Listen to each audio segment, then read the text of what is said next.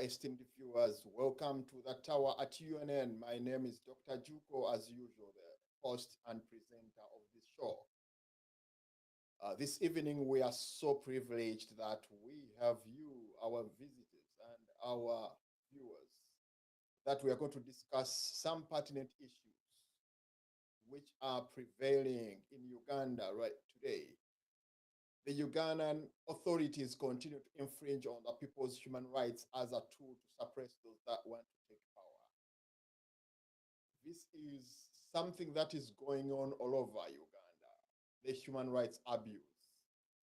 All these include excessive use of force by the military over the people, continuous unlawful killing of Ugandans, that is extrajudicial, torture and ill treatment, especially in incarceration, and also the problem of the refugees and asylum seekers in Uganda. Uganda seems right now to be ranking amongst those countries that violate human rights.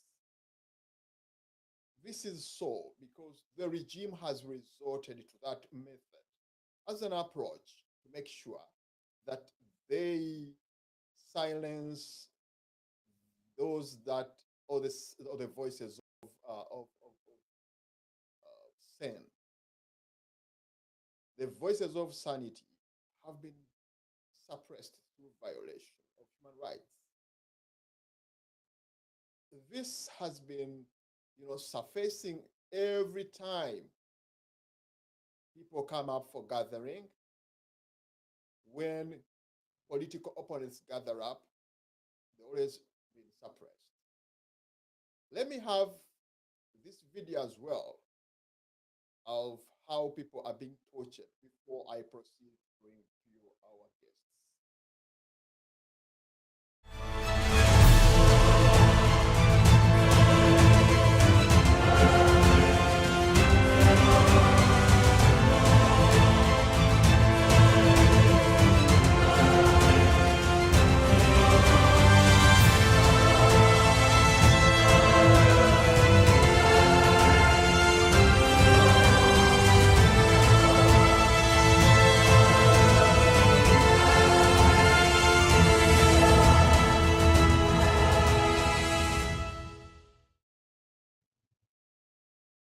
Because of such violation of human rights. And what is really amazing is that even other countries that would think they are talking much about human rights are silent. What goes around comes around. These are things that happened during Obote's time. And the regime, the current regime, said they had gone to fight for the bringing back of what people really are, the humane of people. But it is continuous. And I think it has even exceeded the limit of where it was before the coming of the regime. We have a discussion tonight, and with me in the studios, I have Lawrence, as usual, Lawrence Semugoma, the forensic analyst. Lawrence, you're welcome to the show.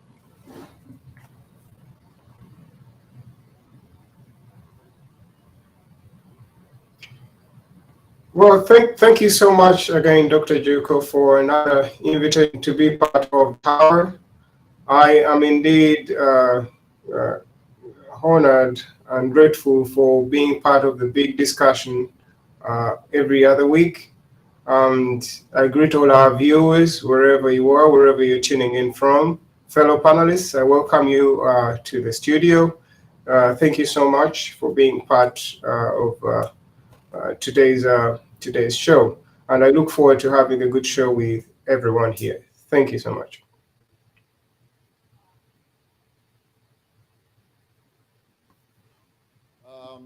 Again, in the studios, I have Kisitu. Professor Kisitu, you are welcome to the show once again.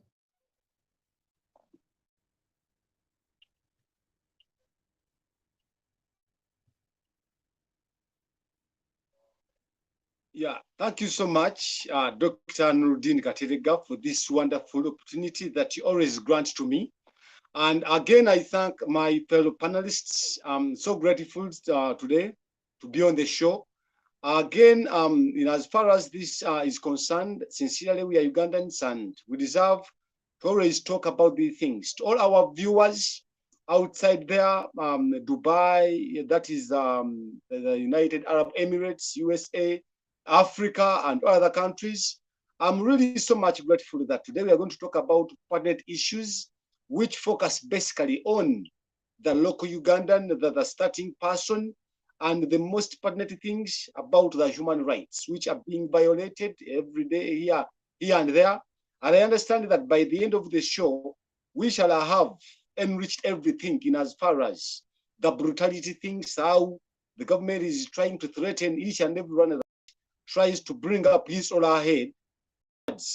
I'm making sure that things go on in the right direction. I look forward to having the nice, best program.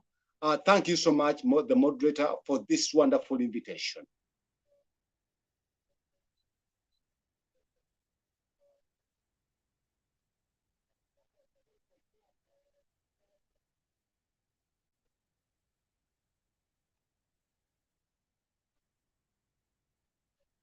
Alaso. Honorable, you are welcome to this show, the Tower at UNN.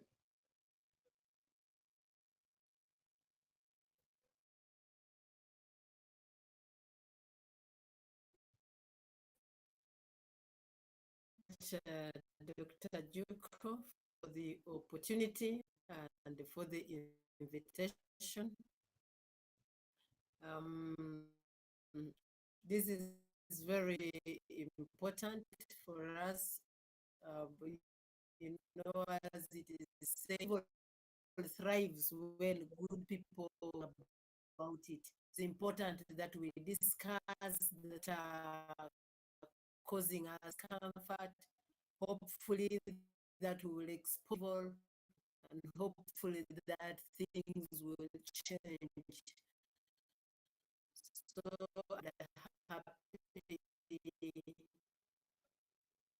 thank you very much, Honorable.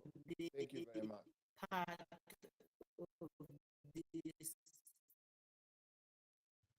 Yes, the discussion, as I've mentioned, is going to be too much on human rights abuse.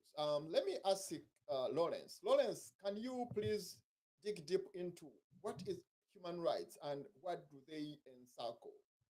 What is embroidered in the human rights?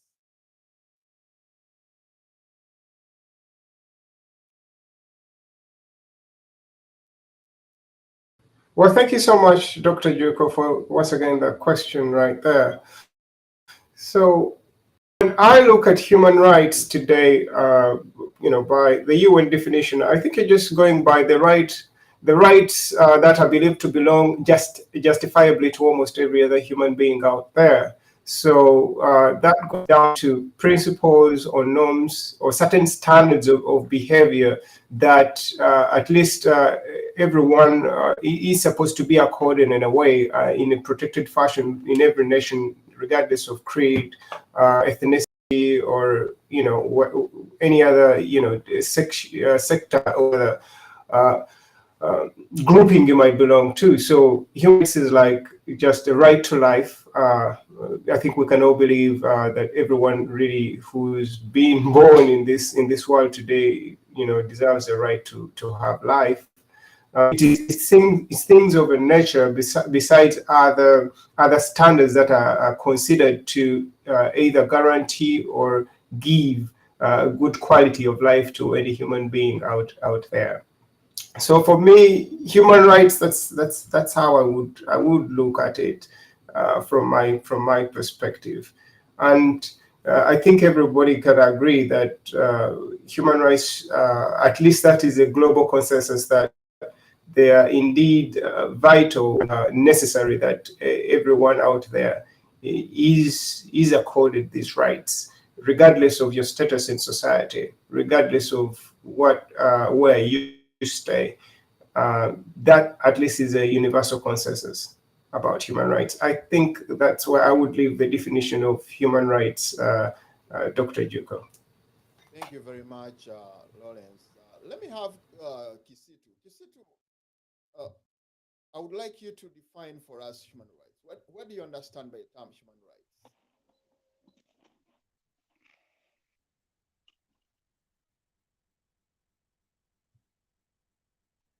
Yeah, thank you so much, the moderator.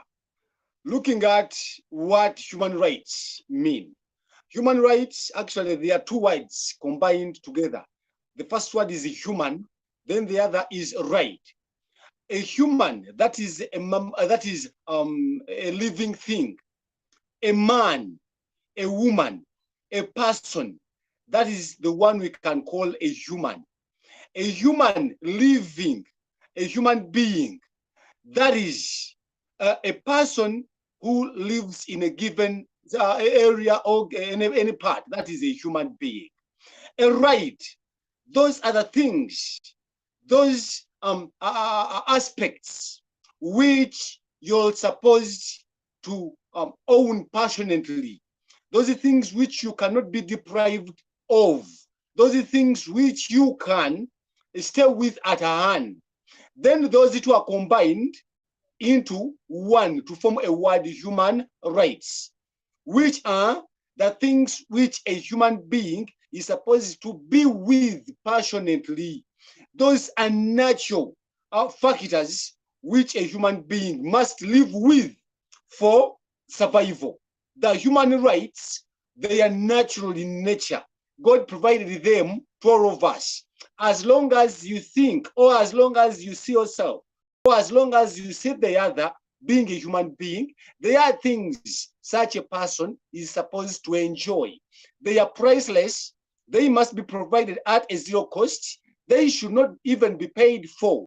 Therefore, they should always be given at every person's disposal. They are free. A right to someone should be a freedom to someone.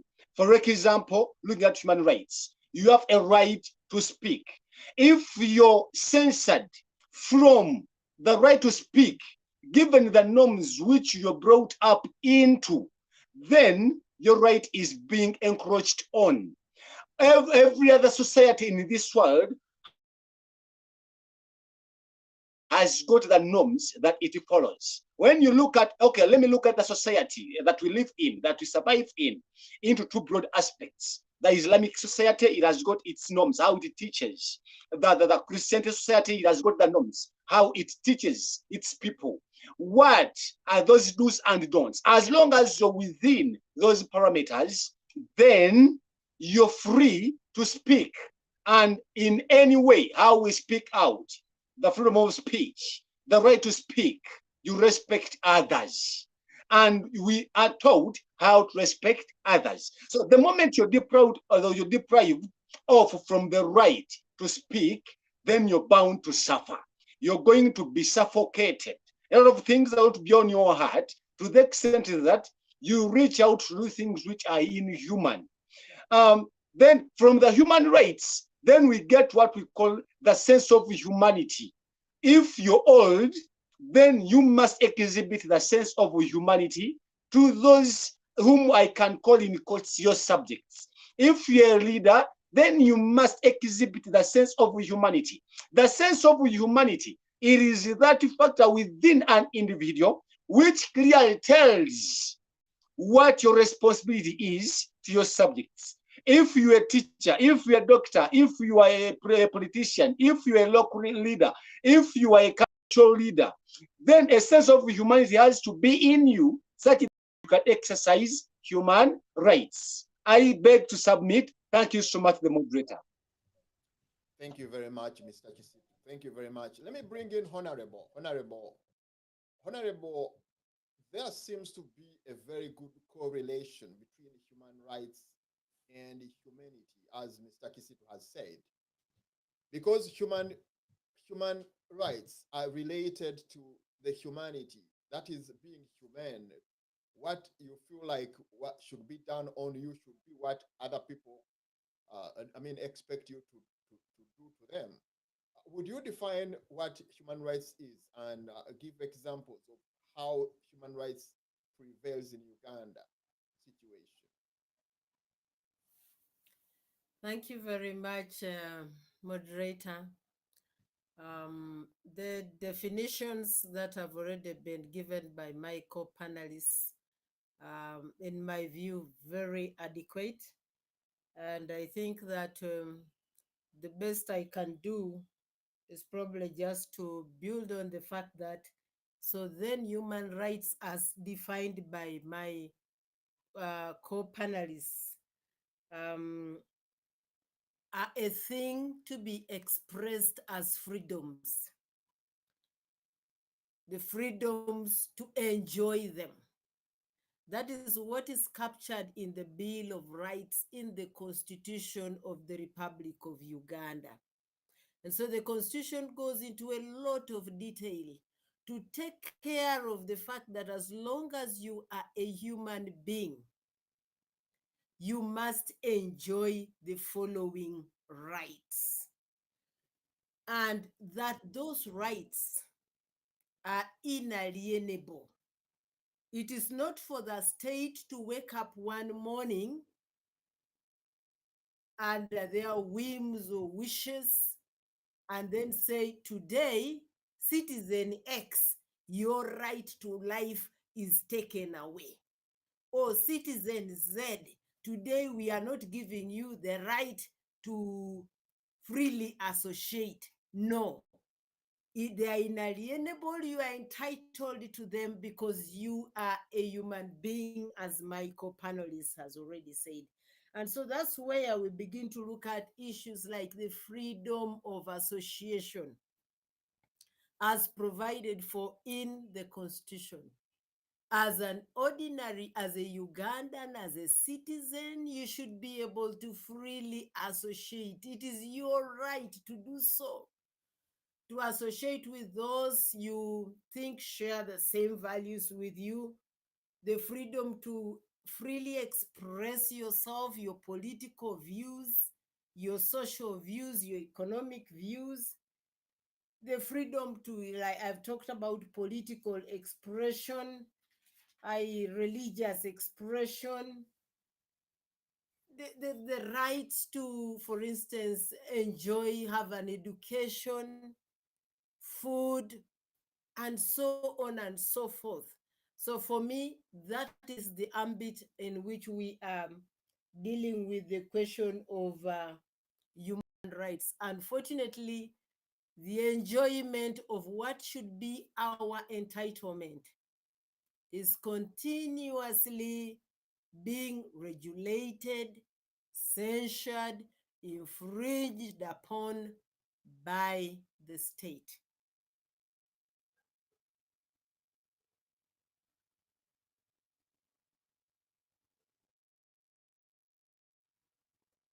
Yeah, so when we talk about, for instance, political freedoms in Uganda, before I came for this talk show, I asked one of the youngest members of my family, and I asked her, what do you think is the state of human rights in Uganda?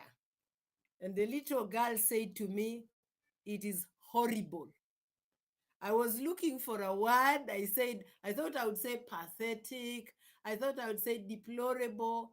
But for a primary school child who watches those images on TV every day in Uganda, the kid has summed it up as horrible. Because now in our country, political freedom, the right to freely politically associate, express yourself, is not a thing that you enjoy. For us who do political activities, you cannot call a meeting, you cannot call a rally. If you do call a meeting, that means you will be, they will hang around your neck the political, what is this? The Public Order Management Act. And if they allow you, it must be inside the house. So that freedom is no longer available to all Ugandans who want to freely express their political views. In our country now, if you want to say demonstrate because they have degazetted the forest, even if you wrote to the police, the law says you would simply notify the police so they give you protection. But even if you notify or wrote or even try to ask for permission, the best you can get is to be rounded up and stopped, not facilitated to freely express your discomfort with any activity or any issue. You watched the campaigns.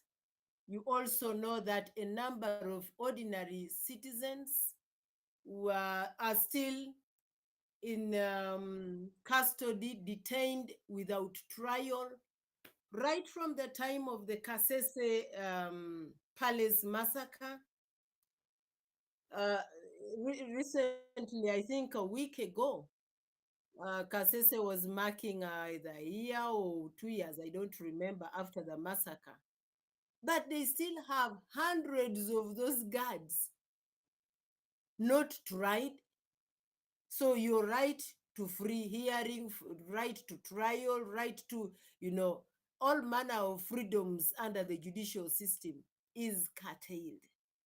It is a very, very difficult situation. The regime uses the coercive instruments of state to take away all the possible freedoms. If they had a way, of course they do, even to take away the air we breathe, I think they would curtail the freedom to breathe in.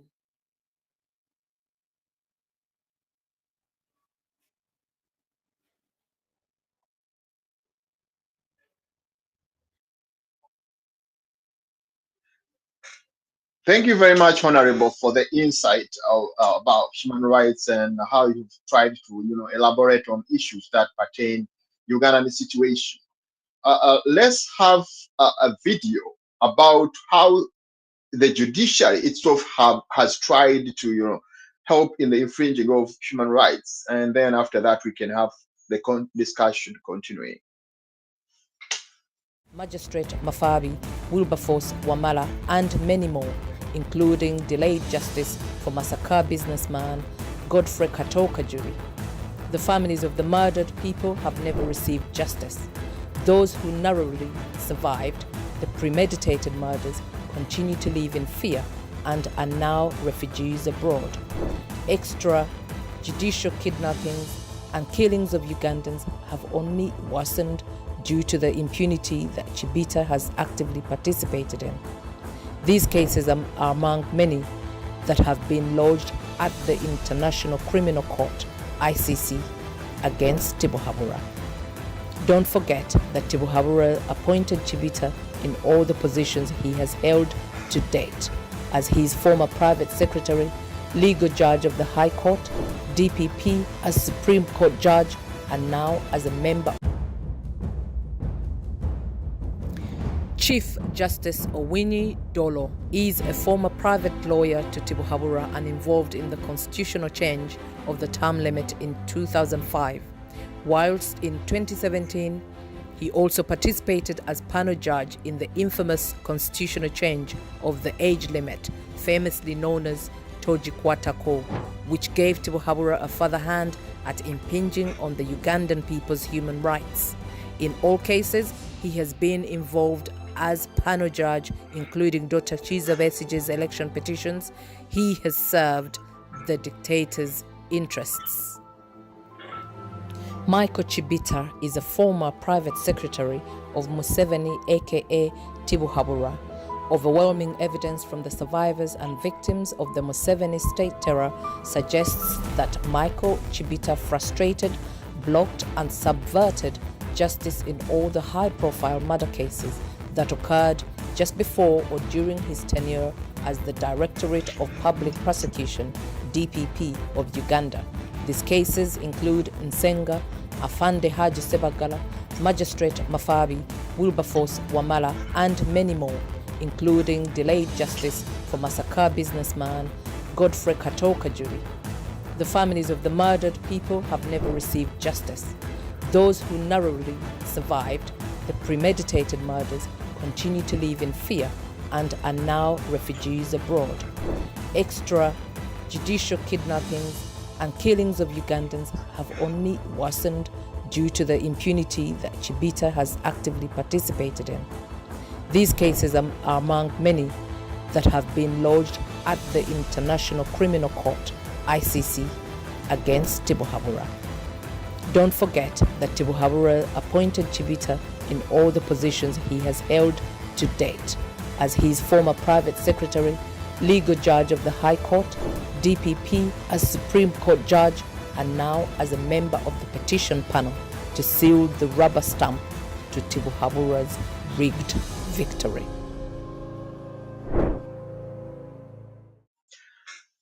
Thank you very much, our producer, for that wonderful. Honorable, I before I get away from Honorable, you have seen how human rights have been infringed on and being helped by the judicial system. The judicial system seems to be in the hands of the great, of the leaders of the nation. And in that regard, when you look at the present situation that fringe on human rights of people, especially the opposition, when you look at Honorable Sejirinya and Honorable Sewanyana, they seem to be having the same situation that they are undergoing, and all other people that have been incarcerated because of politics. Would you dig deep a little bit in that area? Yeah, thank you very much, moderator.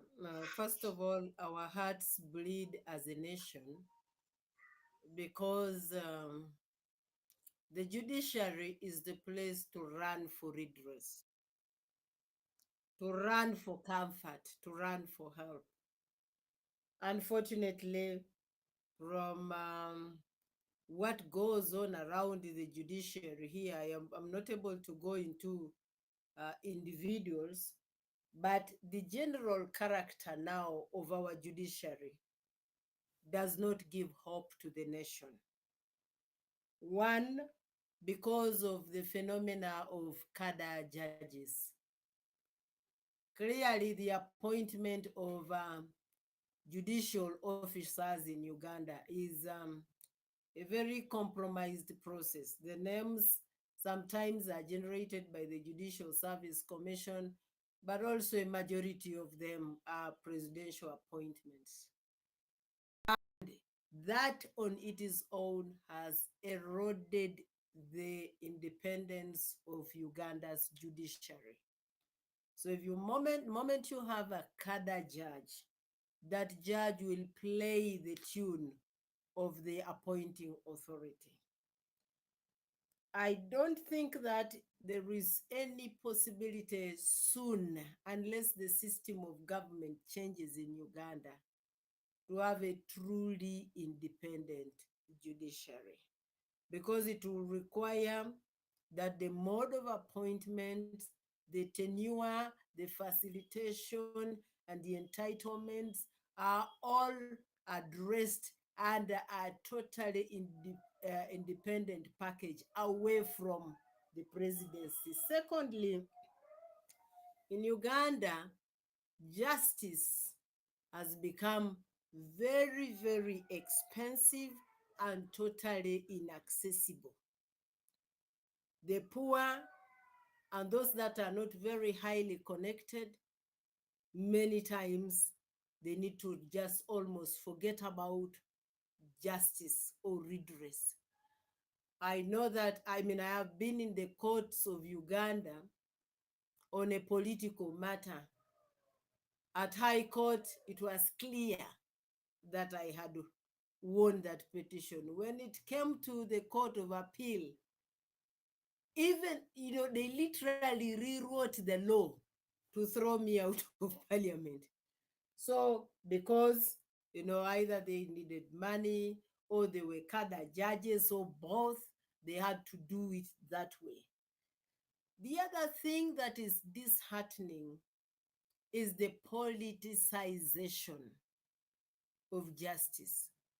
You talk about the Honorable Alan Sewanyana and the Honorable Segrinya repeatedly being denied bail. Even when the Honorable Mohammed Segrinya was really unwell, we've seen the judiciary in Uganda grant bail even to more healthier people, even to people who are accused of murder. But this is a honorable member in high standing in the community. This is a honorable member for whom his colleagues have accepted to stand surety, whether the courts required cash or non-cash. He had the substantive sureties. But you watch that the Honorable Sekrinya has had to go through a very painful process, being in hospital, being in prison in an ailing situation for all that time. So the politicization of the judiciary, using the judiciary to torment political opponents, is a terrible thing. The other thing that I could probably talk about is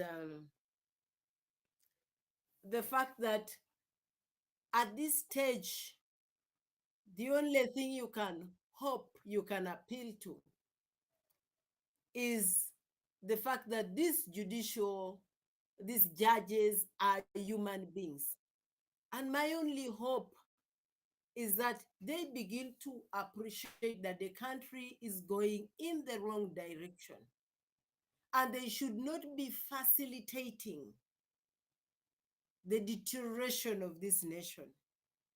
One would want them to begin to have a conscience that feels the pain of somebody who seeks redress, the conscience to be fair to all, the conscience to act independently.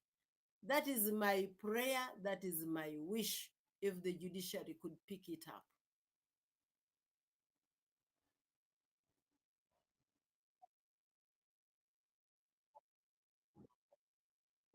Observations that you've put across. Let me, before I get away from you, it seems like when you talk about the politicization of the judiciary proceedings, you find out that a lot of people, as you've mentioned, have always resorted to, I mean, the last resort goes to the judiciary. And I feel like the judiciary would be the rescue of the situation because the executive has failed to protect the people and to give them freedom. Then you would expect the judiciary to do that. It seems like they are not getting all that. Don't you think because of such violations, that's why people have resorted to like suicide bombing and that kind of situation in Uganda? Well, I cannot make the direct connection because I am not an authority on matters of security. But what I know in daily practice, in daily life, is that human beings would require an opportunity, one, to be heard, two, to be treated fairly, three, to have redress. So if, like the Ugandan regime is doing, they have closed all avenues for expression of dissatisfaction. You cannot go to the streets in Uganda and say you're demonstrating because you don't like a particular tax. So that avenue is closed. So immediately, the natural reaction is go to a mediator. The mediator in this case is the judiciary. The judiciary would then ensure that my side of the story is listened to and the other side of the story is listened to, and independently ensure that redress is granted to either party. Unfortunately, because of the compromised nature of many of our judicial officers, you can't get that either. So while I am no security expert to make that link, it is also possible that it could lead people to desperate behavior. And desperate behavior, including hurting others, including undermining the peace of the nation, it could lead them to desperate behavior. But I also want us to reflect on the fact that countless politicians in this country have had all manner of allegations lumped on them. You've talked about Dr. Besigye, you can talk about the Honorable Chagulanyi, you can talk about Lord Mayor Lukwago, you can talk about Alan Sewanyana. The list of politicians that have had political cases put on them is endless. Unfortunately, at the end of the day, maybe the treason case is thrown out, or somebody is taken to remand in Luzira and you stay there for almost a year, or whatever happens, it takes a toll, not only on that person. It takes a toll on the person, it takes a toll on the supporters, it takes a toll on the family. Recently, we've been having a conversation on some talk shows. One of the things that came out is the extrajudicial murder of suspects.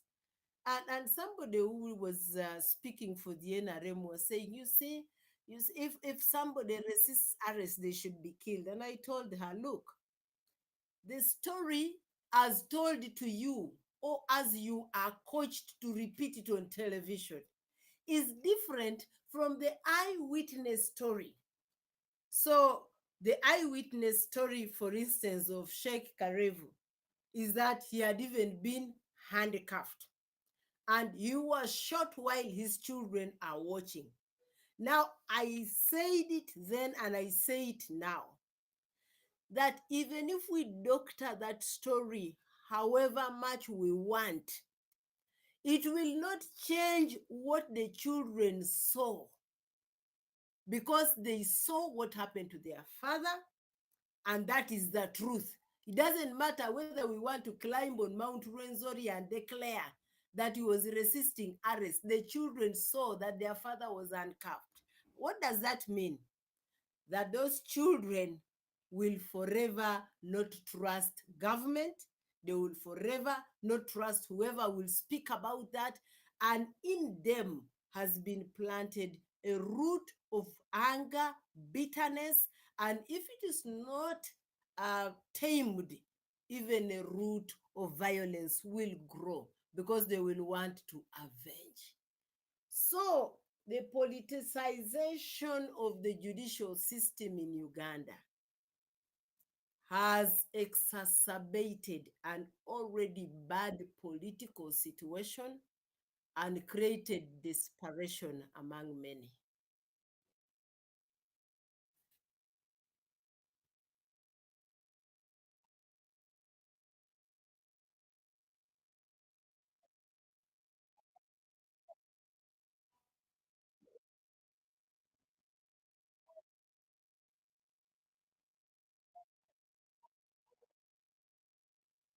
In Uganda today, the situation seems to be alarming, and everybody's like, there's a lot of excessive force, there is a lot of unlawful killing and all that. So can you dig deep as well, as a person who is in Uganda? Can you dig deep into that?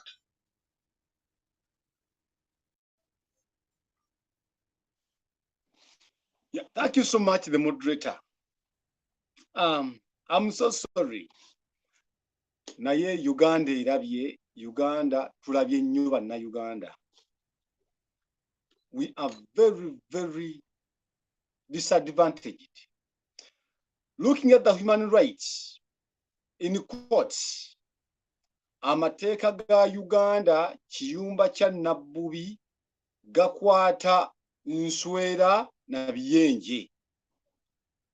What does that mean?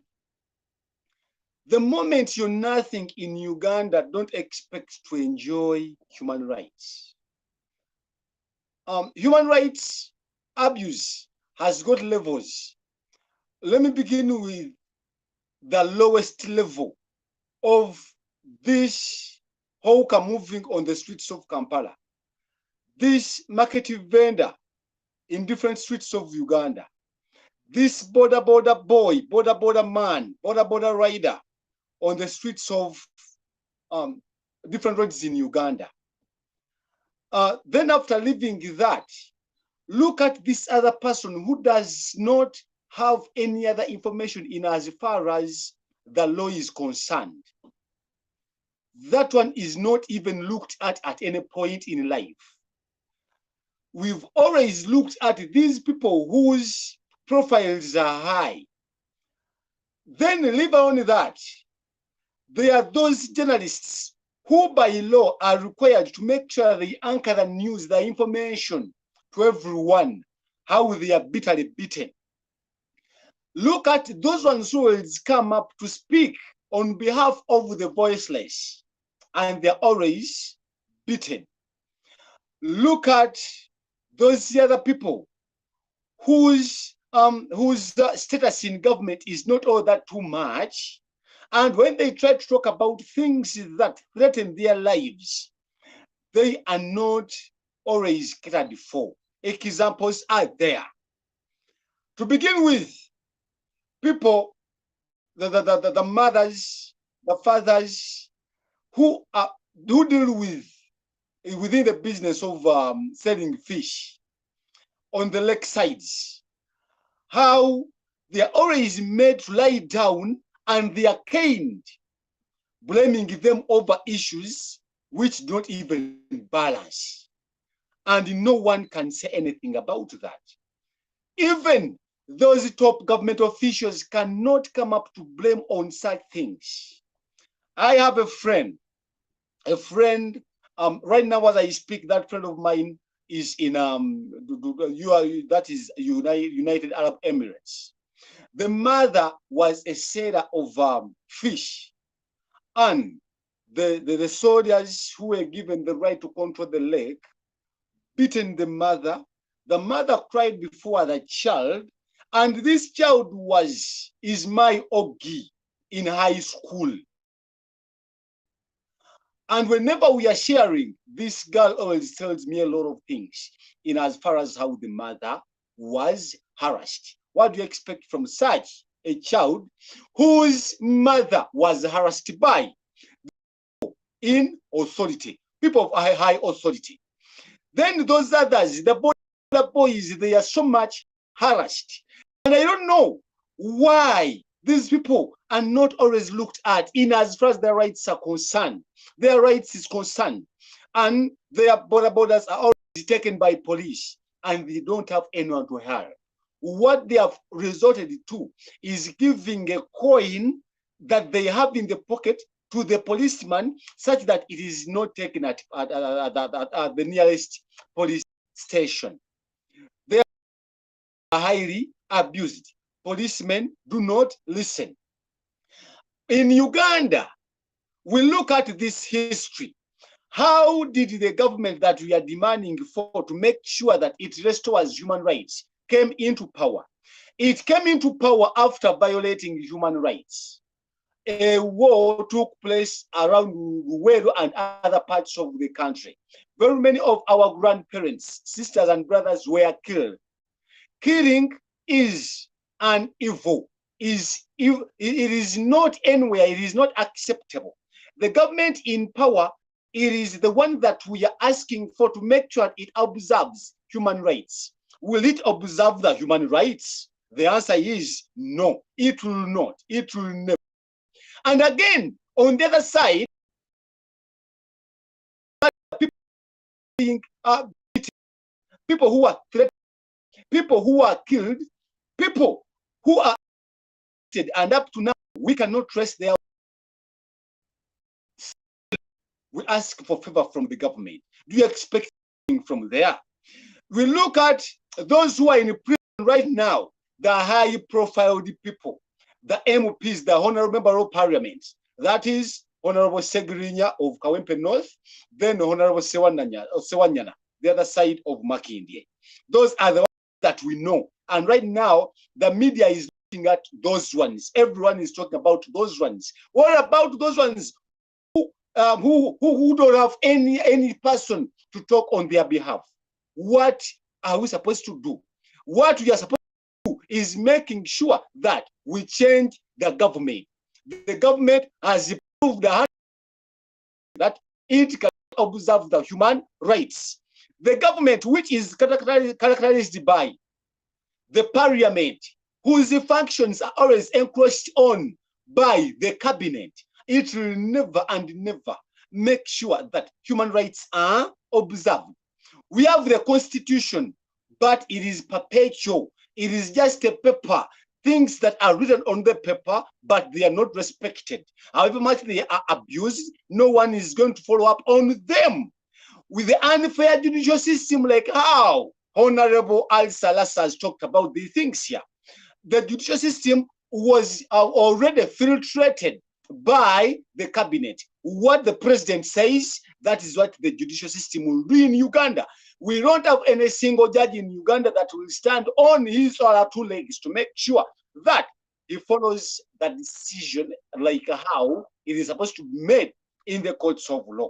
Look at the way how the constitution is ever changed in Uganda. Uganda is the only country in this era where the constitution does not work, where the constitution will never be followed. Sincerely speaking, in Uganda, as per the constitution, it is your right, one woman, one vote. But sincerely, does that apply in Uganda? Principle of democratic election or voting, does it apply? It does not apply anywhere. People are killed, people are abducted, people are deprived of their rights to vote. And then you think that in Uganda, we have democracy and therefore the human rights will be observed. Sincerely, the answer is human rights will never be observed. No one is going to make sure that they are protected as far as the human rights are concerned.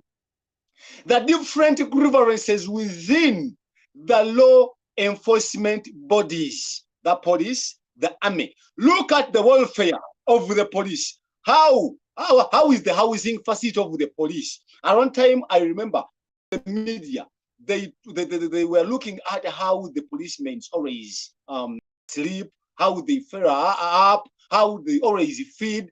Everything is very poor. And again, you think that this angry policeman is going to come and protect your right. Instead of protecting your right, will just try as much as he or she can to beat you up because he's also fed up the way things are going on. You, the people supposed to serve police, you're just seated, looking, enjoying your life and so on. So this other person who doesn't have anyone to care about is supposed to suffer the economic factors in the country. People, the land problem, that is a very big question. Taxation, bankruptcy at highest order is at its highest.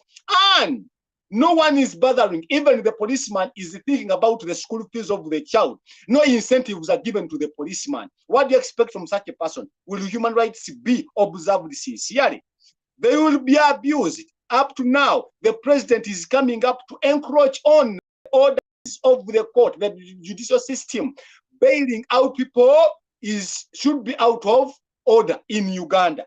Sincerely, for very many years that we have been living, for the countries that democracy, for countries that have got a very good judicial system, can the president say out something to the public when we have cases which are going on in court? Sincerely, that is a very big question mark.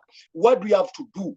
To all of the viewers, to all the people who are watching us right now, and the others who are just listening, and those who watch this tomorrow or the other day, we need to wake up and make sure that we fight on our own behalf. If you don't speak out that you're hungry, no one is going to get to know that you're hungry. Up to when you come up and you speak, that is when they are going to know that you're hungry. The moderator, just a second. We have to note this, that over 1 million children over a million, okay, a billion parents have been deprived of their right of working and earns a coin, have been deprived because in the disguise of trying to make sure that we put up the measures to combat the spread of COVID-19. Children are deprived of their right of acquiring education, and everything is just at a stagnant level. The way how things are going on in Uganda, human rights will never be provided,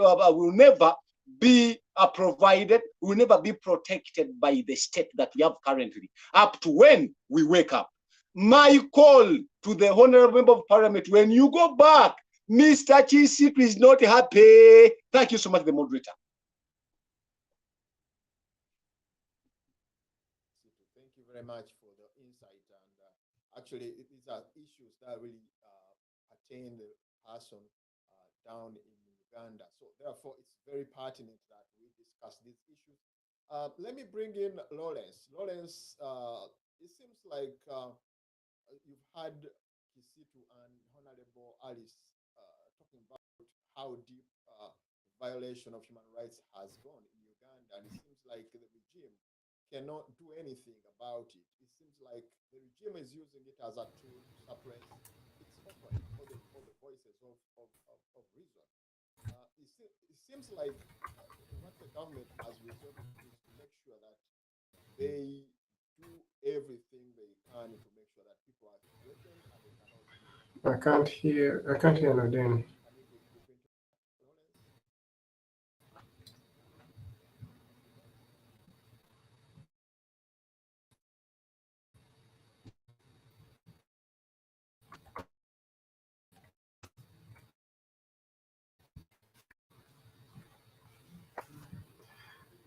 Honorable.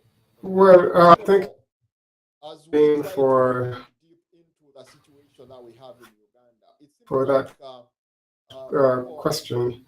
I saw so much despaired when you're asking the question. into a lot of issues as regards human rights. When you look at the recent COVID-19 curfew, which seems to be the one that has been used as a coverage to infringe on people's human rights, the curfew, education, as Kisitu has said, and the rights to work. Can you also dig deep into those areas, Honorable?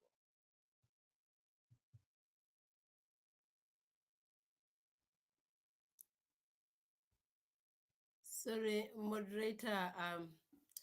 I think I missed the first bit of your Of the question? statement, because there was a Yes. cross communication between you and I think Lawrence. So you might have to. Yes. if Yes, you the could just question repeat. the question is that Mr. Kisitu has said a lot about the infringement of human rights in regards to the COVID-19 issue, because it seems like COVID-19 has brought a lot of chance for the regime to infringe on people's rights, especially when it comes to the curfew and the rights to education, the right to working people. And this really goes deep into the pocket of the people and the economy at large. Would you please discuss a little bit deep into that?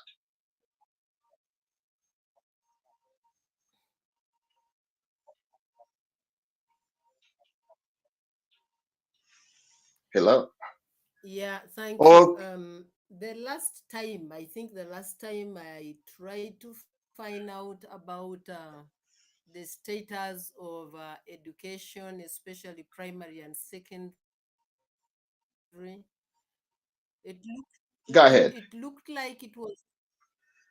Okay, let's go for a It short looked break, like and it when we was come back, only we shall Uganda in continue the with the whole world discussion. that was still Let's go for a break. keeping their children at home. Now, the implications of that decision are terrible. They are dire consequences. Because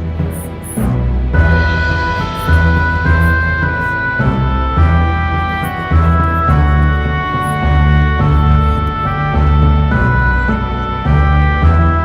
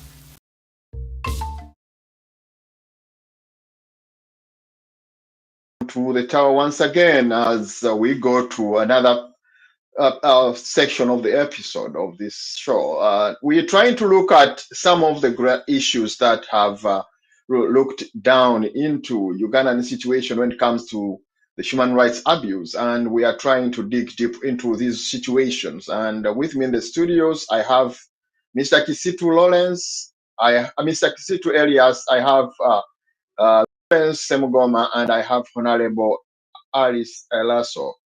Lawrence, when we went into the break, we were trying to look at you, trying to, ask you whether you can have a dig deep into the situation that we have, because when you look at the lockdown has brought a lot of issues as regards human rights. That's when people are beaten up, when we see people are not working, as Mr. Kisitu has mentioned, and all these that have been discussed need to go deep into that. Can you start from there?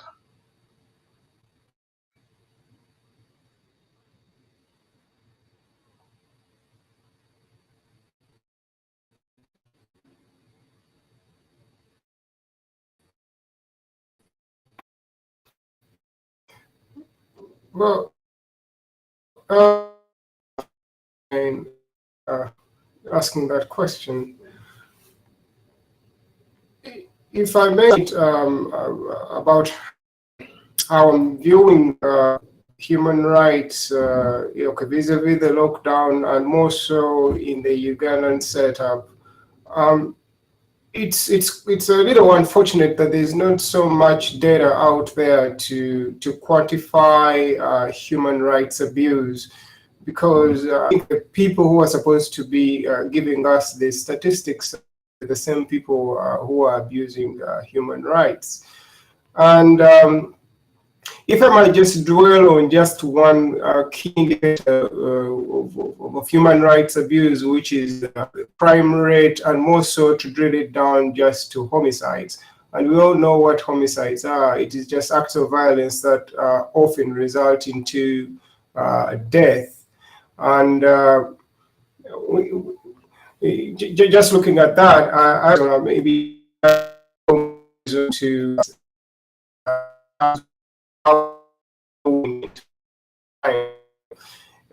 just by the chart that our producers just put up there, tools communities, and of course the US is beating us so many times over. So that what we're using to actually commit violence is probably other than guns. And of course, those homicides that are resulting from use of firearms, that can all be, which is of course the only body group that. Okay, it seems that we have lost. Looking at our rating internationally in terms of homicides, I think we're rocking around the 26th position. The human rights our rate is about 8.7. It seems to be going with a lot of impunity, that the police, those in the army, the men of uniform, and other people that are supposed to protect the people seem to be the great violators of human rights. I want you also to look at that kind of situation, because if we have the police that are supposed to protect our people and the army to defend the sovereign of the country are the ones being used to break the laws. Would you please dig into that?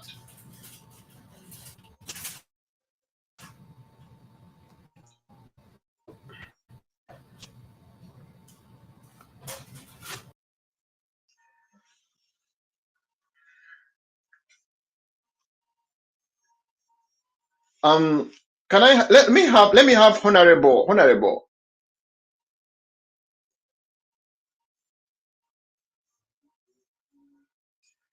Let's have a break, and when we come back, we shall continue with the discussion.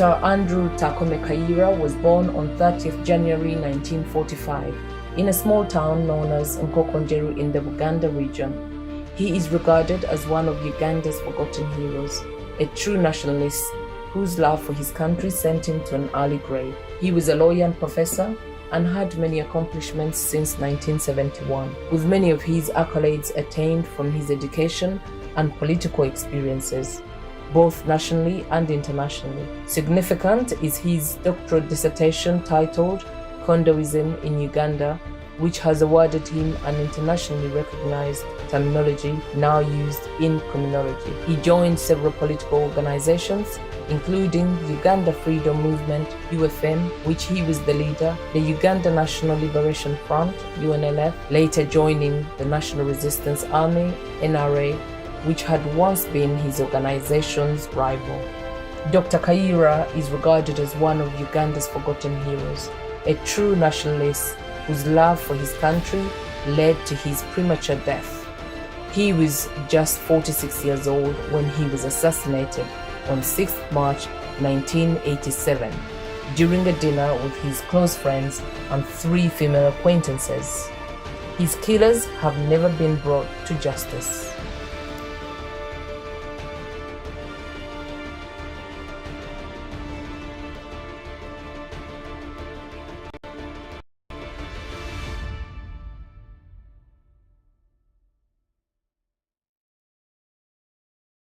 Dr. Andrew Takumekaira was born on 30th January 1945 in a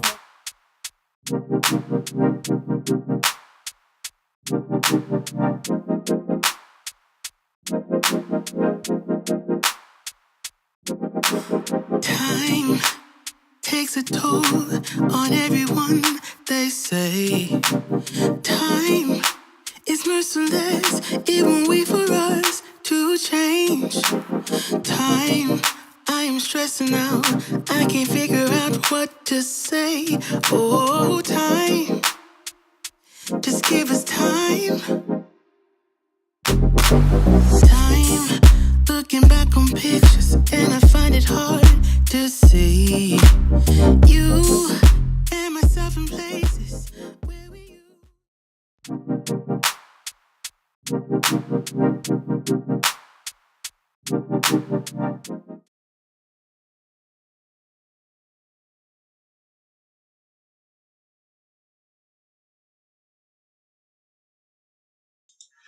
Welcome back to the show as we try to bring a topical discussion on human rights abuse in Uganda. With me in the studios, I have Lawrence, I have Honorable Alice Alaso, and Kisitu Elias. Mr. Kisitu, if you look at the situation that we have today, the lockdown seems to have brought a lot of issues. And such lockdown is one being used by the regime to suppress the people that would stand for the rights of the people. How can you dig deeper into that? Thank you so much, Doctor, for again the given opportunity to talk about the most pressing issues in my motherland. Looking at relating the lockdown and how human rights have been abused, we shall look at these things in different perspectives: the social, political, and economical. Looking at starting with the social part of it. Remember, we know that COVID-19, distance, social distance, and so on. But someone is putting on them. You have to put on the mask. You have to sanitize and other things.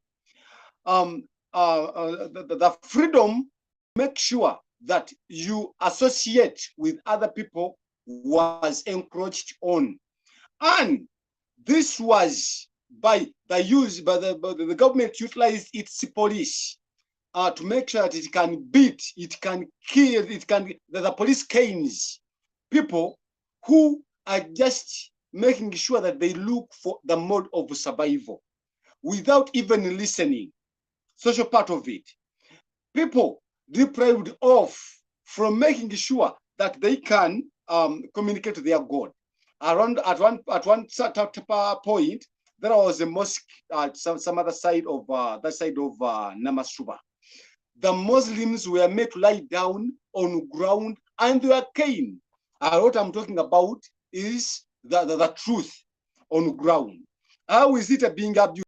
People deprived of from getting the medical attention.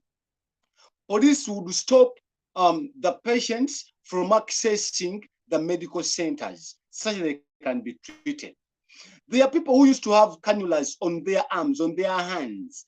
Police could remove the cannulas forcefully and you'd see them bleeding, blood coming out. Which country would abuse human rights to that level? That country is Uganda, such a part of it. Then when you look at the political part of it, one side was very much squeezed towards the wall to make sure that its people do not converge. But people from another side would converge and they be there in huge numbers to the extent of even killing each other in politics. I remember the NRM primaries, what took place. By that time, social distance was supposed to be observed. But the opposition parties would abuse, would be the part that the people who abuse the COVID-19 guidelines. But the ruling party would just be following the guidelines by making very, very many people converge, most especially at that side of the MPs, the LC5, and so on. People would converge, but the others would be deprived of their rights. Looking at the other side of the economic part of it, the right to make sure that you talk about what is hitting you so much, the high taxes that are being imposed by the government, you not talk about them. And when you do come up to help the others, then you could be looked at as a traitor in the government of NRM. I remember at one time, at the other side of Mitiana, Honorable Zaki was trying to give out the food support to the people, and the government interpreted that as being against the laws that help to combat COVID-19. But when themselves could give out such to people, I remember this side of Kasangati, Mwada Kunyingi, whose rights were abused, as the area member of parliament trying to extend help to his people, and police did that in the other way. Looking at the things which are done to help the local Ugandan, local down, and the abuse of human rights, children being deprived of from getting their right education. I don't know which amount of compensation the government is going to pay to all those children. Today, we are talking about the children who are supposed to be school going, who are pregnant. But those ones who have made them pregnant are not even tried. Who are those that are making them pregnant? And at one point, the police has not given them a fair hearing, has not provided them with the platforms of how they can make sure that they can be listened to. And you find out that we are in the things which can't even be clearly explained. Local down and the human rights abuse. Let you be found at a few times, you will be smashed as if you are I understand we are animals, as if you are what can, even you cannot beat up such a person in the way how they are always like an animal. You cannot do that. But those things are so bad. Human rights in the lockdown, I think that is when we have recorded the high level of human right abuse. In the lockdown, that is when no one would get the information from down the ground to make sure that it is put on the media and people could see how Uganda is faring out. Still, in the lockdown, we had the elections, general elections in the lockdown. What happened? Very many people lost their lives, were killed. You remember the November massacre that everyone talks about right now. All these things happened when we are still in the lockdown. A few things are still there. Many people were killed. Many people went away with injuries. And the president pledged to make sure that they are being given some money. Up to now, justice has not prevailed. Remember that when justice is not exercised, what will happen is injustice. You'll expect to see the reign of terror. Here is where we have seen the government trying as much as it can to make sure that it consolidates itself into power. And it has done the following. In the lockdown again, censorship of the press. The press has been censored. What are those things that you're putting on the media? What are you communicating about? Do we still have a right to speak? We don't have. Thanks to those the individuals who came up with UNN, that is where you can speak the true facts from. But other medias in Uganda here, you cannot. You're in the media, they come for you. Who are those coming for you? They're unknown. In the lockdown, that is where we have got new vocabularies coming up in Uganda. Look at this issue of the drone. Drone is coming for you. Drone is coming for you. The other time, we had the panda guy. Those past years when I'm even not yet born, when I don't even have hopes of existing. Panda guy now was substituted by the drone. The vehicle is called drone. That is a new vocab. And everyone talks about drone. In the lockdown, they would just take you anywhere. And you're not even heard again at any time. Again, as a way of making sure that the government could consolidate itself into power. Remember, all of us, our viewers, the listeners, if the government, if any regime wants to make sure that it keeps itself into power, it will make sure that it abuses the human rights. That is that is not debated about. It is believed beyond reasonable doubt. The using of force where diplomacy fails. And there is one principle that I would like to sell to the rest of the world, that the moment you reach at a point of using force, when diplomacy has failed, just know that you have reached at a level of not understanding, of not thinking. The forces in Uganda use a lot of forces to people who don't even own guns. And again, in the lockdown, that is where we have seen the things of Ubijambia coming up, people being killed. And no one has ever been brought to court and justice prevailed. No, but we are just getting information which doesn't have any back at which we can stand and we say that ABCD. Therefore, the government is not minding about your rights. The government will never think about your right. If you're there, my brother, my sister, my mother, my father, that side, it is the onus is on us to make sure that we wake up and we follow the trends that our grandparents followed and the rights existed in Uganda.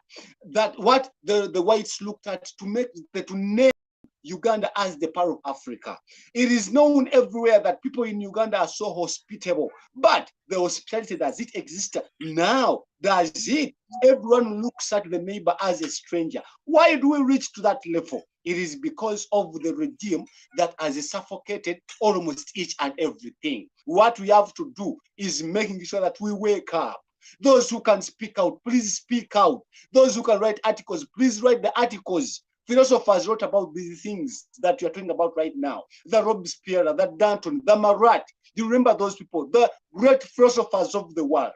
Let Uganda also have philosophers who can write about these things. And the rest of the population, let us wake up. If the onus is on us, the fight is on us, the struggle is on us. I beg to submit. Thank you so much, the moderator. Thank you very much, Mr. Kisitu, for the wonderful submission.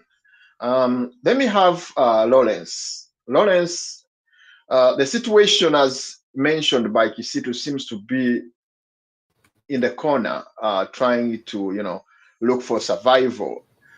The world seems to be putting all their eyes on us, and everything seems to be in disarray.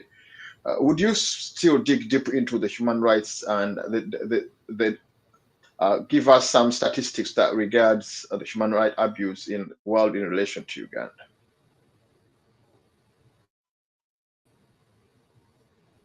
Adequate. I would like to build on outstanding issues. The first one is extremely important, and he touched on it, the right to education. Uganda has gone through a series of wars that denied a number of generations an opportunity to get an education. Unfortunately, even in a period like this one, the government of Uganda, for whatever reason, they have decided that all over the world, it is only our children that are locked up at home and not going to school. And that is such an outrageous decision, and the consequences, as I said earlier, will be very dire. The second thing that is outstanding is that while places of worship were allowed to open, we have not been able to get the numbers to go beyond 200. NRM does gatherings and they're beyond 200. Houses of worship cannot. We cannot take our children to the mosque. We cannot take our children to the church. And I am one of those who went to court, to the Constitutional Court, to seek an interpretation of those guidelines.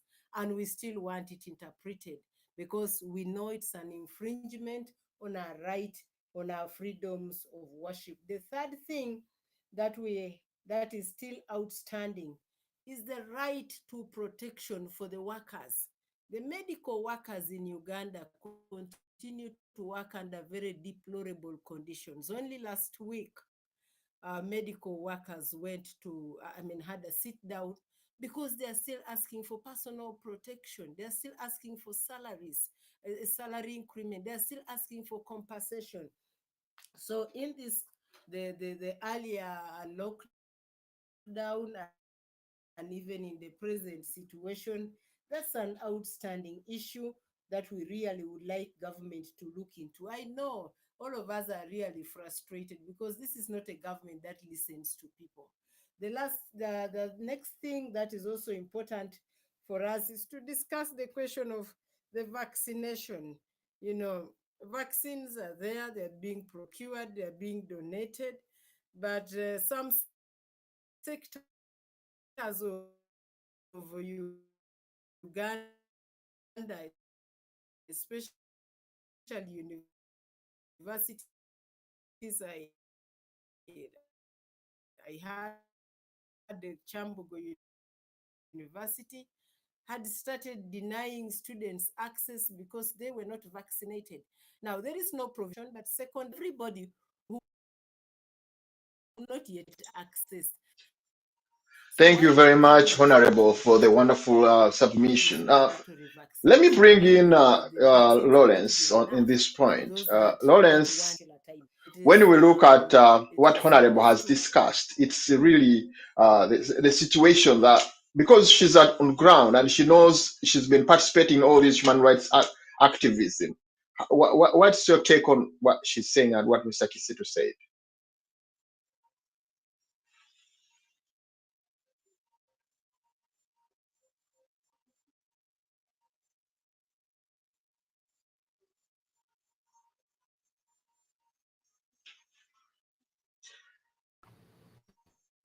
Is the state of our economy. As we talk now, of course, sectors of the Uganda economy are not freely operational. Private school owners are being literally coerced to sell their schools because they cannot pay back the loans. The Minister of Finance said, let them sell. And I thought that was a very unfortunate statement because the Minister of Finance should be the one thinking about a stimulus package for these proprietors who employ a lot of Ugandans, who are part of the bigger chain. You know, they buy food, they are transported, they do what, the children are educated, and so on and so forth. But for him to come and say, just simply sell, I thought that was a careless statement. And the other bit of it, which is still outstanding, is the lack of accountability. We got money from World Bank, from IMF, which grants contributions from Ugandans. To date, even supplementary budgets, there is no clear accountability on that money. And truly speaking, this is not good. Of course, we can't expect anything better from the NRM, but because they are the government in power, we have to continue engaging them and putting them on the spot for lack of accountability. That's why earlier on when I think it was my colleague, I don't remember, either Mr. Kisitu or somebody, who said that, these people do not listen. Yes, that's the sense of desperation we all have. But the Constitution says that they must protect us and protect us and our property. Because they are in government, that's what they should do. So we need to continue highlighting this to ourselves, to the international community, to the voters, to the people of Uganda. Let everybody know that these people have fallen short of what they said they would give the nation.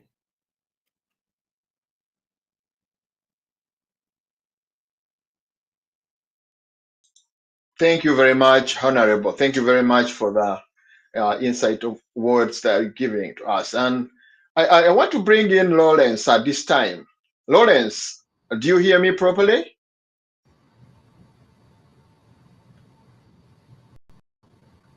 Lawrence, do you hear me? Yes, I can hear you so loud. I can hear you loud and clear, Dr. Juko.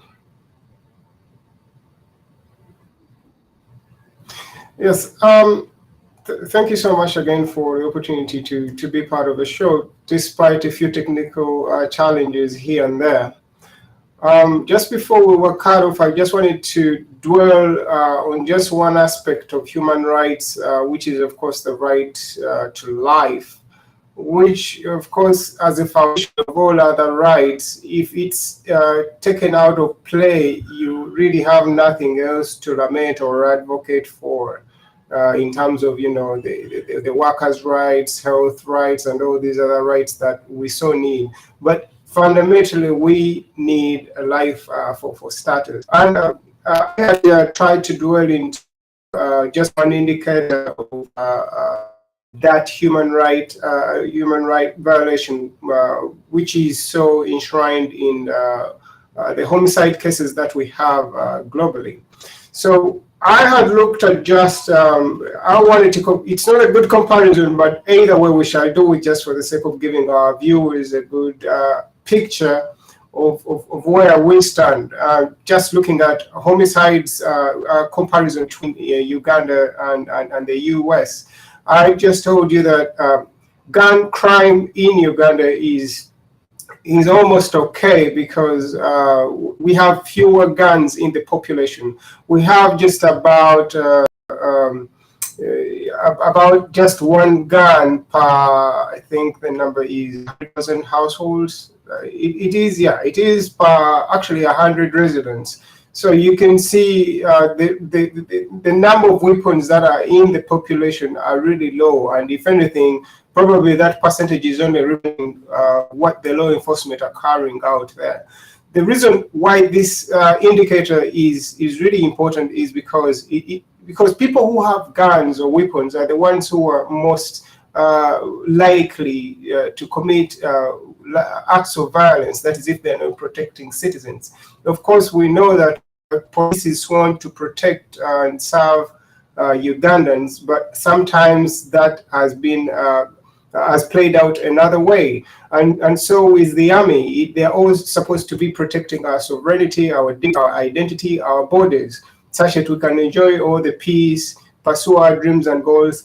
But you can see the guns are not so many in the population, which is good to a certain extent, because if you see in the states where there are so many guns in the population, that's almost 90%. That means for every 10 people you meet, at least 8 of them have guns.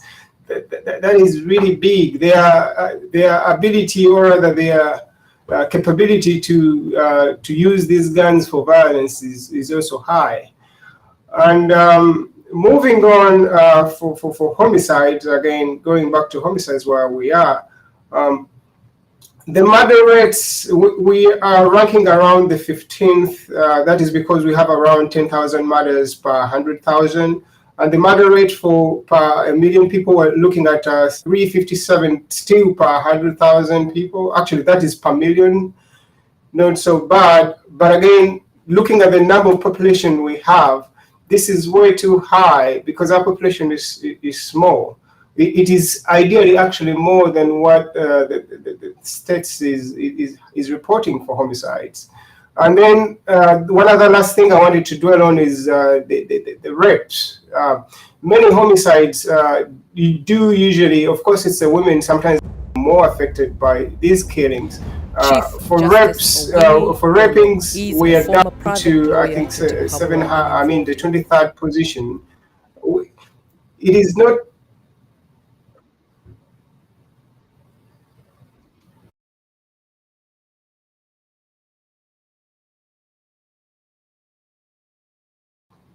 Okay, sorry about that. So as I was still finishing up for, yes, as I was finishing up for the rapes, because so many of these killings also are caused by rape events, which it's at times result into deaths, because the people who carry out these activities do not want to be investigated or even pinned, so they usually kill their victims.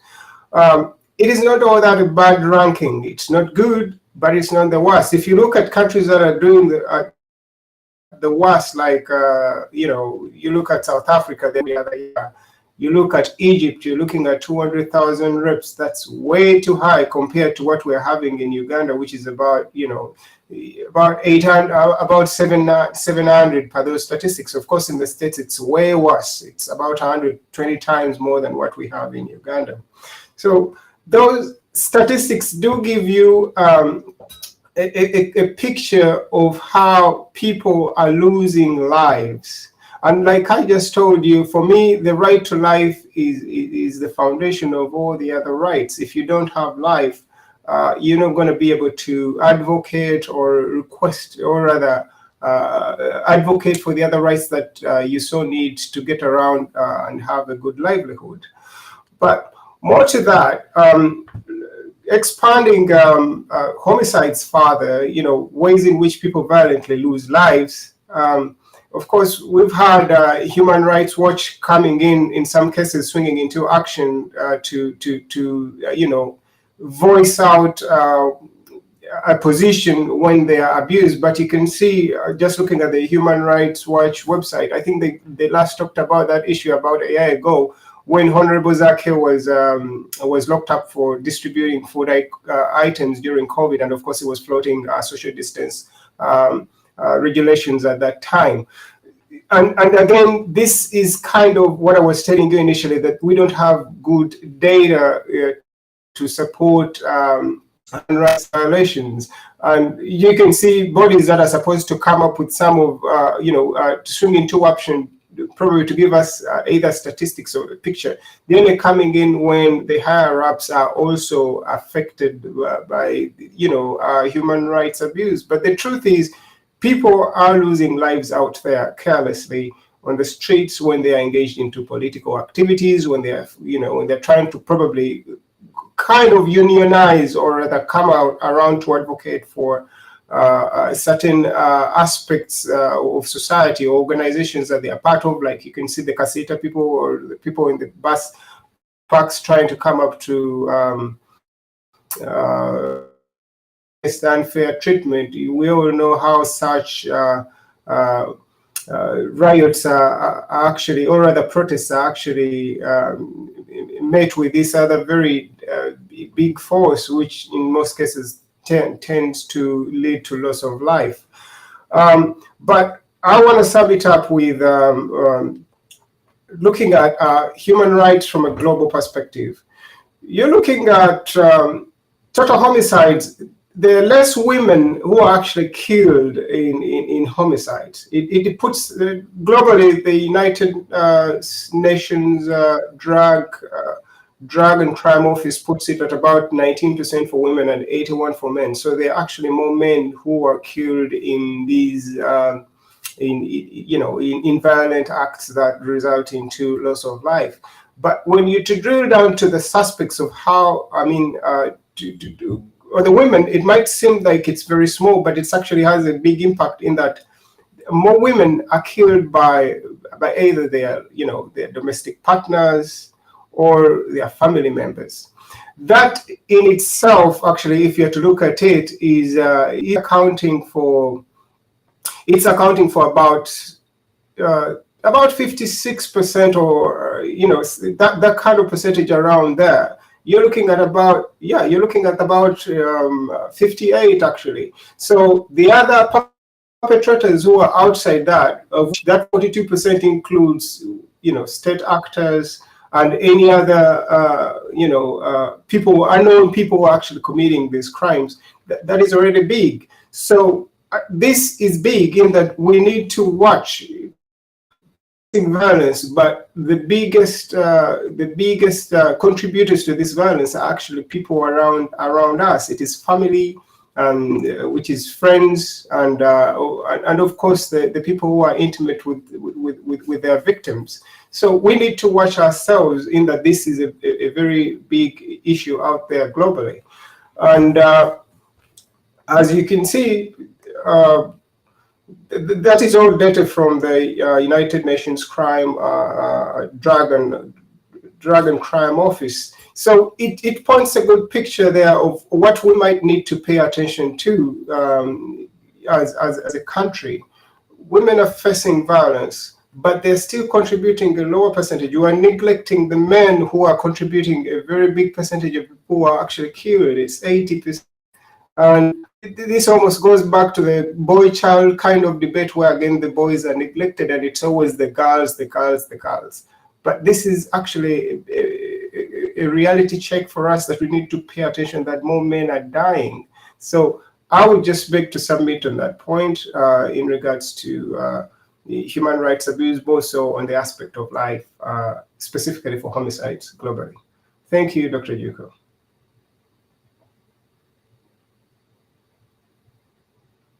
For the wonderful presentation that you put across, and I hope our viewers will be able to understand exactly and relate to the situation that we have in Uganda vis-a-vis international situation. In this regard, let me bring in Kisitu. Mr. Kisitu, when you look at the situation that we have in Uganda, it seems like we are at the deadlock, and our people want to know the situation that happens in incarceration. When people are in prison, they tend to have a lot of torture as well.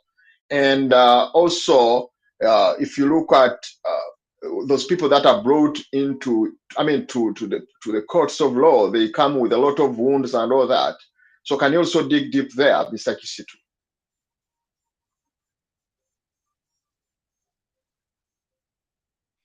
Thank you so much, the moderator.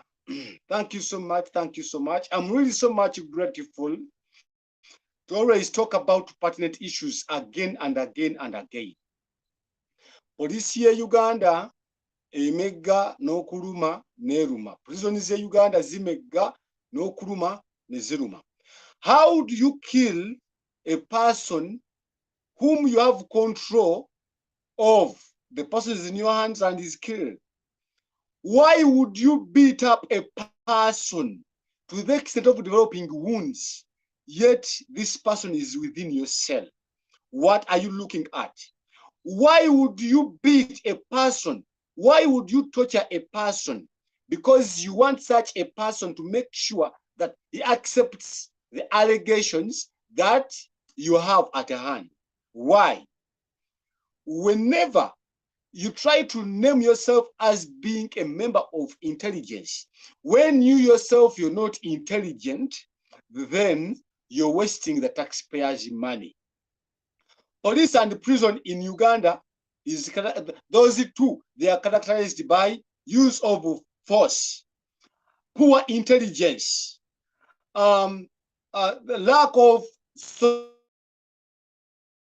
social ministries or parts of the armed forces, tribalism, hatred and violence. Someone is within prison and the prison officers, they are beating. One way how they torture people in prisons is by beating them up. They beat them wherever they feel like they want to beat. they deprive them of from getting the medical attention that is needed.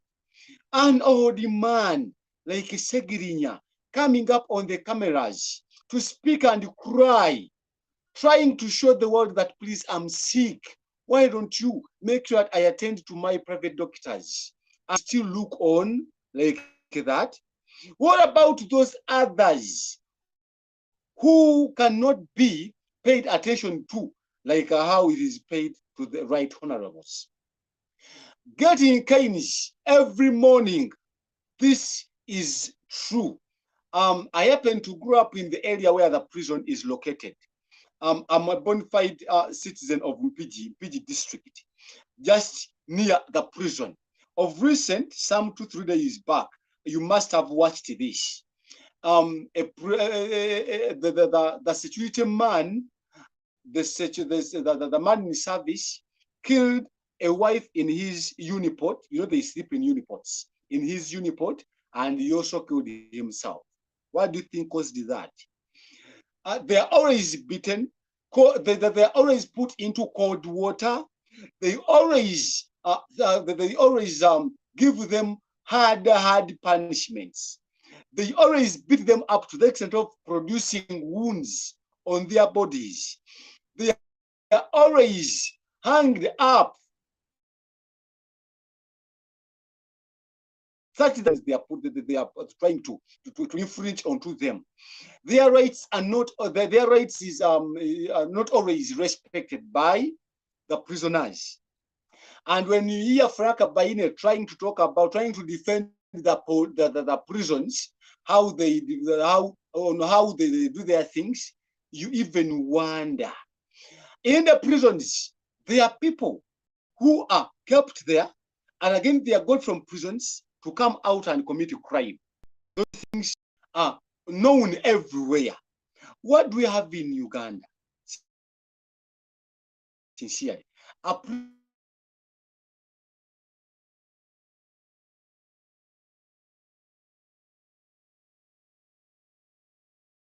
prison is so fit from being in prison. Then what means so get a person, you handcuff such a person, then after you kill the Shei was killed. Inna lillahi wa inna lillahi raji'un. May his soul rest in eternal peace. Let this person be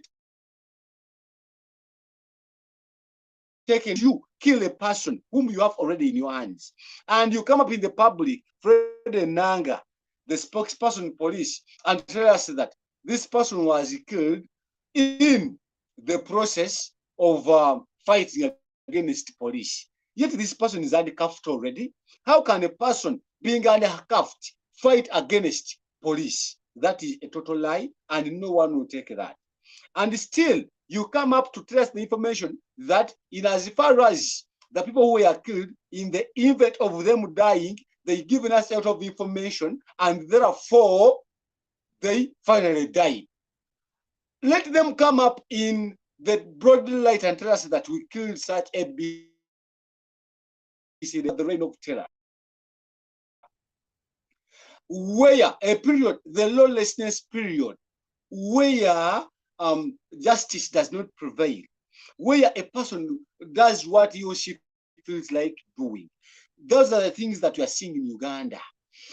How would you call a police to come for rescue and they ask you, the person on the ground, what type of gun do they have? What do you expect me to do? When you come on the scene, you take me as the first suspect and I'm put behind bars. You look at the relationship between police and the local Ugandan and the first person and the locals. When maybe, I don't know, is it the training that is very poor? What is wrong? And at the end, they tell you, the Frank Baine tells you that them tribalism in police. What do you expect? Having the guns, using the guns to get money from the poor people. What do you expect from the poor people? Sincerely, things in Uganda, tortures in prison, they are too much. When you look at the Uganda Human Rights Commission, there is the late, the name has gone over my head, that Muslim man who died. How did he die? No one knows. What is he doing? What is it doing, the Uganda Human Rights Commission? Has it gone to those different places? The safe houses are very many. They are very many in Uganda. Who knows their way out? Nobody knows. And of recent, I remember that the members of parliament trying to access the safe houses, and they are denied to access such places. Sincerely, things are not good in Uganda. People are continuing to be killed.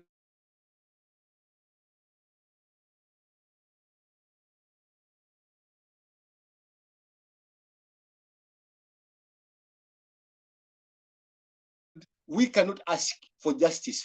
Remember that change starts with you. Change must be engineered by you. It is you who is supposed to give us the starting force. Everything has to start with you. When you look at the issue of refugees, right now as we speak, Uganda is at war, is fighting with the ADF, that is in Congo.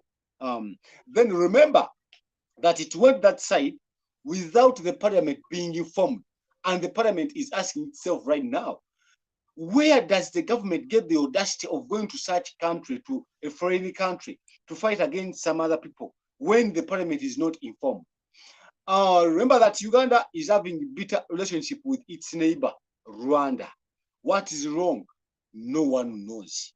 Instead of them coming up to give us the clear explanations, they are just keeping quiet. What are they planning for the future? And this is what takes place on the ground in Uganda. A refugee in Uganda is very much treasured than some Sudanese. The nickname was Master Blaster. That guy was killed. But I don't remember those guys who killed the national, the Ugandan Master Blaster, being tried in court. If they are tried, what happened? They never gave us the information in public. Why? What is wrong? Refugees are coming in Uganda. How are they going to survive? What is the relationship between Uganda and those countries where refugees are coming from? What is the foreign policy of the government of Uganda and those other countries? Then what do you expect from those other countries? You're bringing refugees in Uganda. The welfare of the nationals is bad. Taxes are increasing, claiming that you're taking care of the refugees. Today, you look at the cost of the oil, the fuel, it is high. So the cost is just increasing. And when you look at these things like cooking oil, the cost is becoming ambiguous. Then the children are not like how the president promised. Where are the parents going to get the school? And now you're bringing refugees in the country, trying to show that you're so good outside and other countries. Yet at home here, your children are suffering. Why would you care about other people? The president going to some other country, Tanzania, opening up a school called, is it Museveni Pre and Primary Schools under mango trees. What is that? Refugees are coming, giving them a lot of care, yet the local Ugandans are suffering. Becoming diseases, poor health attention within the medical centers, and you bring refugees in Uganda. We should make sure that we care about our nationals. Please and please, change must be made. If we don't make changes, things are going to be worse and worse. Remember that the illiteracy rate is going to increase. Wait next year, those who not have gone to school, what will happen? You, my brother, says Lawrence is so good at having statistics. Next year, look at the literacy rates in Uganda. What will the rate be? Those who have not gotten any skill from school, what will that be? Look at the youth who have been deprived from going to school. What the crime rate? Look at what is going to happen in Uganda for the few years to come. I thank you so much, the moderator. I beg to submit.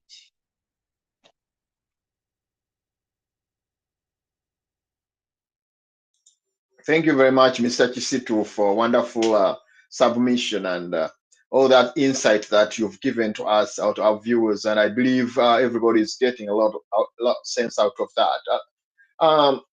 Lawrence, I believe there is a lot that needs to be also worked on as regards the refugee and asylum seekers in Uganda. Uganda seems to be one of those countries that are talked about that cover up the refugees and asylum seekers from all over Africa, especially the neighboring states or neighboring countries.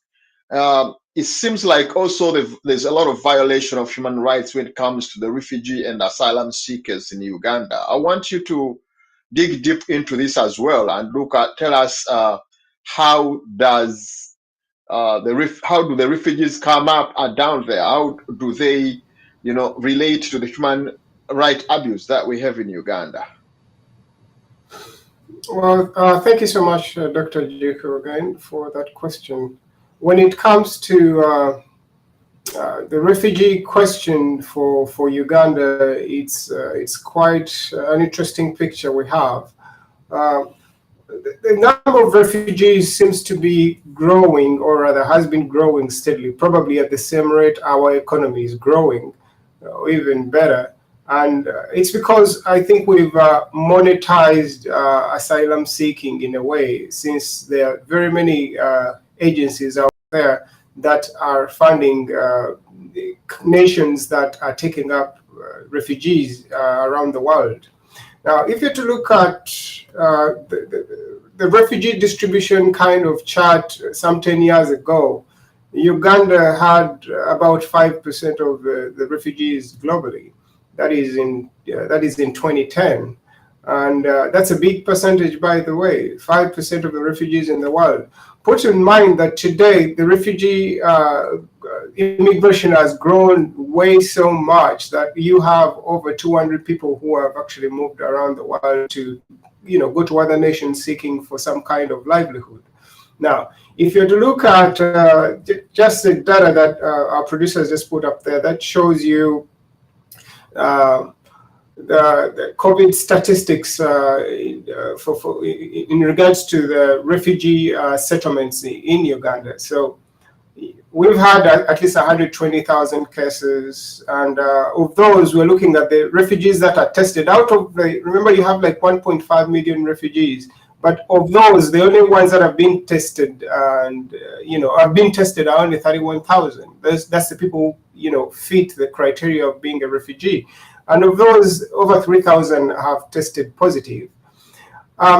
What is so important about this is that please note that refugees are people who have been displaced due to some kind of war in their motherlands, so they have nowhere to go. Now, this is one of the most vulnerable groups to get the virus, the COVID pandemic within their camps. Remember that most of them are staying in camps.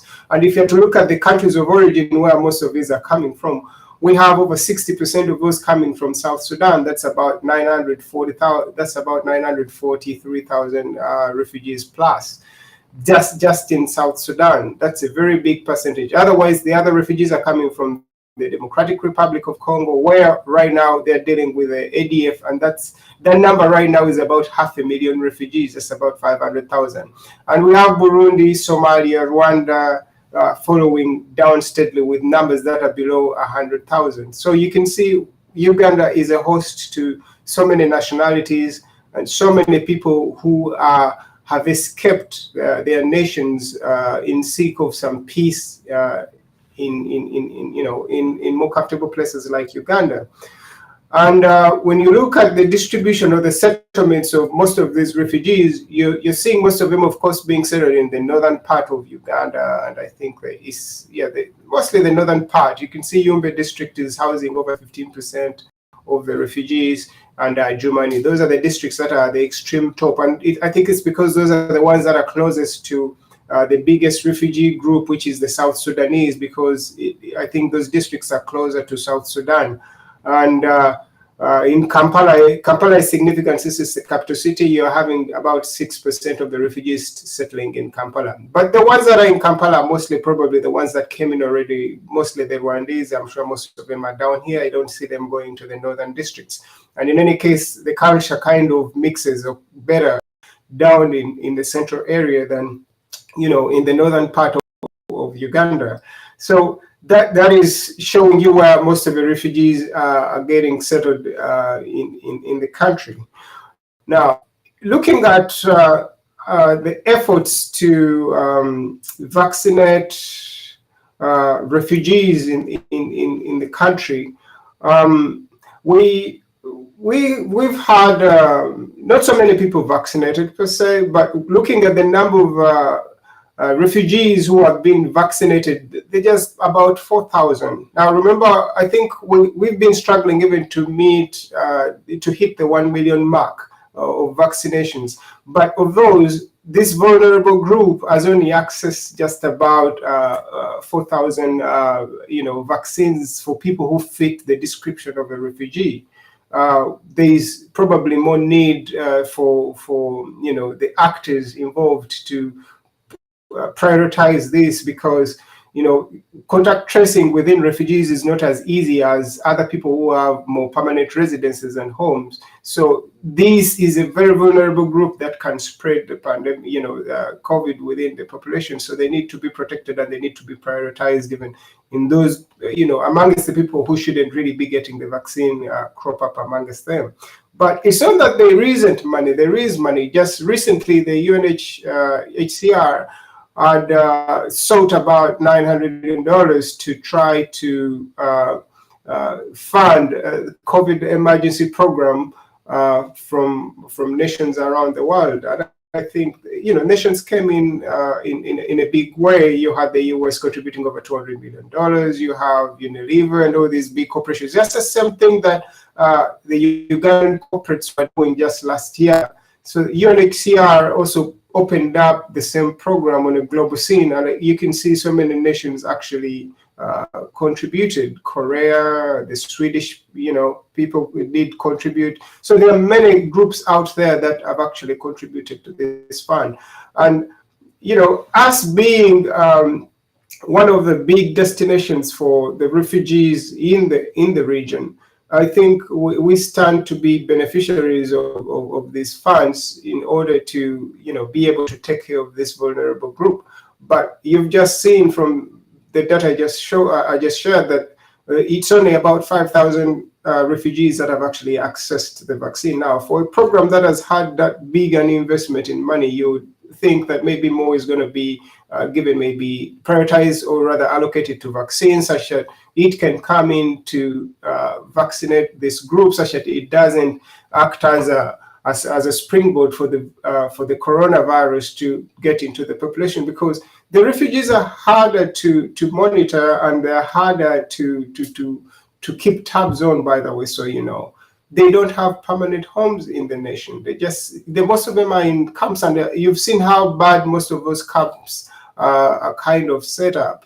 They are really very fertile grounds to breed any disease or so and spread it around, more so within the camps and outside the camps. I think when we had the Ebola scare just a few years ago, the camps were some of the most the vulnerable kind of places for Ebola to show up. And remember, they have bad sanitation. They usually don't have and all the amenities that you might have if you're a citizen of Uganda per se. And some of these are the issues that most people are not kind of aware of, but people really need to know that refugees are such a big issue and big business for Uganda. So again, just to conclude on this, I think Norway is the nation that is leading on human rights abuse, and then of course South Sudan is having the lowest human rights protection in the world.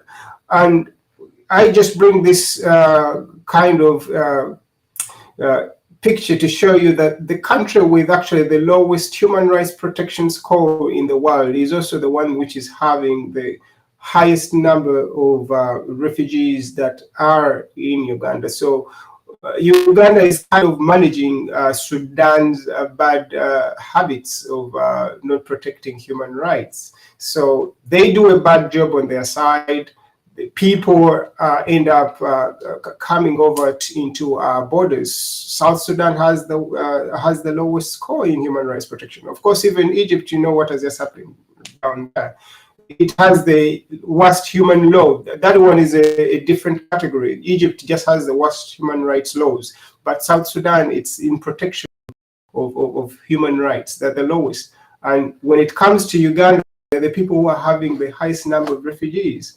I mean, so much as we would want to be the safe haven for, people who are looking for, peace and escaping very bad pasts or histories. I don't think we should really, the South Sudanese should be put on point as to why they can't improve this score. If you've been in South Sudan, like some of us, it's a whole other nation out there that is almost nowhere. There's a lot of work to do in that country, and I think they need all the efforts and help they can get. And yes, Uganda is trying to help them on that, at least in far as trying to house that part of the population which is displaced. And by that, they also have many internally displaced people within. South Sudan also has a very big number in terms of internal IDPs. I think there are probably over 2 million people who are internally displaced within South Sudan. It's 1.6. I beg to be corrected with that statistic. Refugees are a big issue, and it is a group that we need to pay attention to, because yes, it is competing for the same resources within our borders. Remember, we're not expanding our boundaries or borders, but you can see how much of a responsibility we have. And lastly, I would want to conclude with genocide, that genocide matrix that was put out by, again, the World Bank out there. You can see that the nations that are at the highest risk of genocide, we have Congo, and our country just get to Congo to try to take the ADF out. But there are so many ethnical clashes within there that could potentially result into genocide. And I think the biggest scale of the genocide we have was with Rwanda. And even with Rwanda is still ranking higher than Uganda in terms of the likelihood to get into another genocide. Uganda is ranking about number 13 there, and we need to watch this, because I think it was again Janet Lewis in her book about insurgencies in Uganda. She put it like we're having so much pressure within different ethnicities that this could potentially result into an insurgency, breaking out. As much as rebel groupings have dropped over time, you never know. Groupings now might not be that people are going to be attacking each other on rebel fronts, but rather on ethnical lines, which I think as of last year, you saw what happened when that talk came up, and then everyone was so excited, and they're like, people, please stop talking about genocide or tribal clashes or this sectarianism. I think that has always been a long-going campaign for the government to kill any sectarianism. Yet it is also still this promoter of sectarianism in sort of awards and positions and all these other tokens to different groups.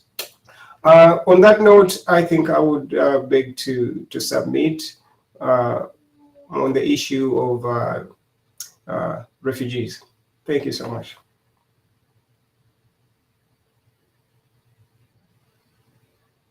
Yes, thank you very much, Lawrence, for the wonderful observation you have given to us. And I believe everything's going to be fine as regards the knowledge that we impart to people. As we try to wind up the show, I would like to bring in Mr. Kisitu. Mr. Kisitu to wind up, to wrap up his submission, and then I'll bring over again Lawrence to wrap up as we try to wind up the show. Let's go ahead.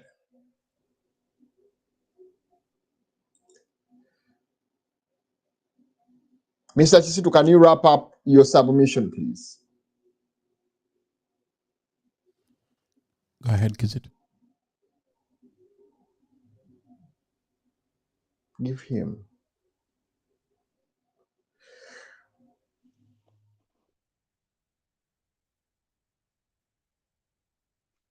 Yeah, thank you so much, the moderator, for this wonderful that MPs to watch us live. Please, thank you so much. Thank you so much. Really, I'm very humbled. We are very humbled for you guys.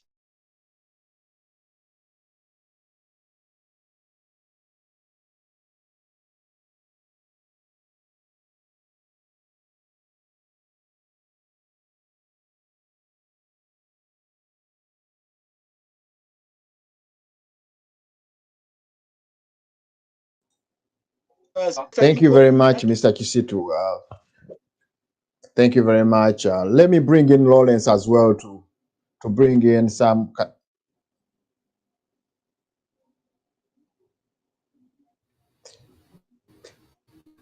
Yes, Lawrence, can you sum up our discussion? Yes, thank you so much, Dr. Juko. It's a little unfortunate that we had a few technical issues here and there during the show, but I hope still the message went across. I would wish to thank Honorable Lasso for honoring the invitation to come and give her points of views in regards to issues that are affecting our brothers and sisters back home, more so from the leadership perspective. And probably just one more thing I wanted to add to today's discussion is on the issue of refugees. Please note that we at some point these refugees do become national, so they are assimilated. And I think that is sometimes shown in the data. In the data now, if you look at the refugee influx data from around 2018 July to 2019, the number of refugees seemed to have dropped from over 150,000 to even below 120. You wonder what happened during that time. Did the refugees go back home, or were they assimilated and then we went back to accumulating these numbers, or were statistics just lost? That is just food for thought for you. Your guess might be as good as mine. But other than that, I do thank all our viewers for being part of the show. And our producer, thank you so much for making sure that things work out well for all our viewers and us here. And of course, to the UNN team, thank you so much for the job well done. Good evening, good morning, and have a good rest of your day or night to all our viewers. Thank you. Thank you very much, Lawrence. Thank you very much, Mr. Chisitu, all the time that you are also giving us, and Lawrence. And of course, thank you very much, Honorable Alaso, for the wonderful struggle that you've put in order to make sure that we get you properly. Basically, we always come over here to discuss pertinent issues. And these issues are usually very, very important to our viewers. The major reason why we bring all these guests is to make sure that we discuss all these issues. Because when you look at human rights abuse in Uganda, it's everyone is concerned. It's everyone's concern. And we always look into a lot of these issues. So when we bring people here, we try to bring people so that they can be able to understand what is really going on, and then they can be able. I had Mr. Chisitu had some issues. Mr. Chisitu, can you wrap up your show, your discussion tonight?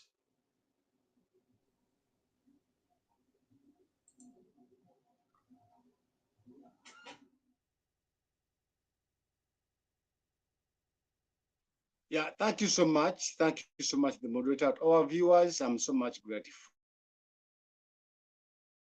I hope to do the next time. May God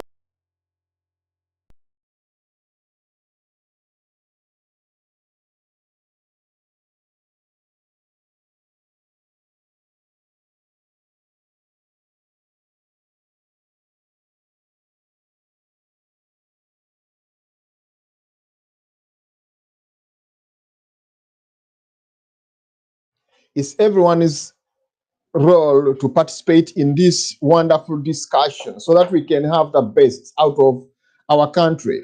And as you know, everything that comes around goes around.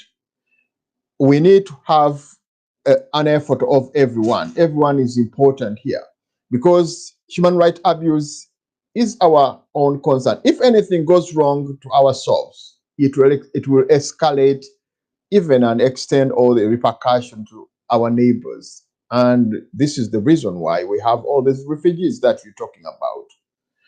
Therefore, when we talk about all these issues, we are trying to bring you closer to the situation so you can be able to understand what really happens in Uganda.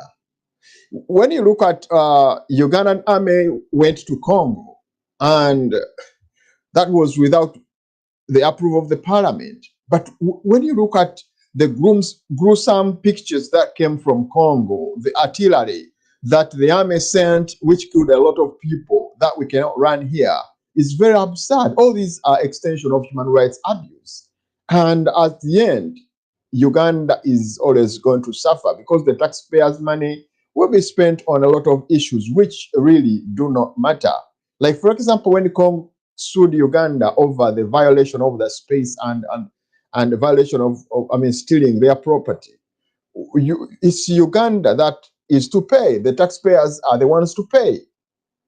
Therefore, it's very pertinent that people come out wholesomely and then they fight for their rights. They need to fight for their rights. Rights are not obtained on a silver plate.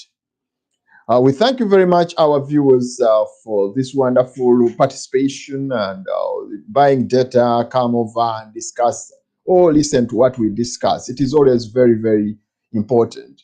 After this show, we have 2 more shows as usual. You know, Sundays are always very packed up. We have Professor Limadi, who is coming next, standing in for Senior Gombia, who is on leave, and so viewers can stay and view Professor Limadi hosting. And then after that show, the Professor shall be having live, whereby we shall be having Owech Tibwa will be coming over to share with us what we really what is really going on within the federal circles and all that. Thank you very much, our viewers. We thank you, our producer, for the effort that you always put in. We thank everyone behind the curtain or back end that try to do a lot of work so that the show can be obtained in the right way.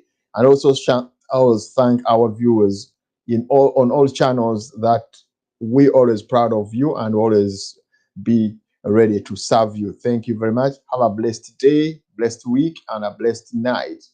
My name is Dr. Juko once again. See you on Sunday, the same time, and we try to analyze other important issues. God bless you.